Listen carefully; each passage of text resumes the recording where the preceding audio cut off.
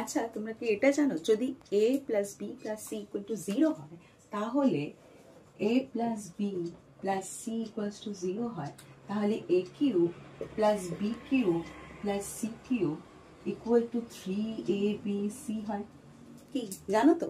তাহলে এবার বলো a by B plus C plus B by a plus C plus C by a plus B, এই এক্সপ্রেশনটার value আমার কত হবে? এটা দেখে নিই কিভাবে সলভ করা যায়। তাই আমরা জানি কি a plus B plus C equal to 0, তাই তো? এখান থেকে আমি ইজিলি বি প্লাস সি এর ভ্যালু পাবো। তাহলে একবার B plus C equals to চলে আসছে মাইনাস এ প্লাস সি কত আসবে?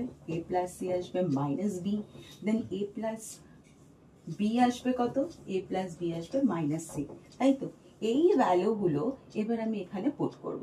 তাহলে আমার এসে যাচ্ছে কত? A by minus A plus B by minus B plus C by minus C এলো। দেন আমি এখানে জাস্ট একটা ছোট্ট কাটাকাটি, -1 -1 -1 আলটিমেটলি -3। তাহলে এইটা কিন্তু আমার ওই এক্সপ্রেশনের ভ্যালু হয়ে গেল। কি যদি ভালো লেগে থাকে দেন অবশ্যই লাইক, শেয়ার অ্যান্ড কমেন্ট করো।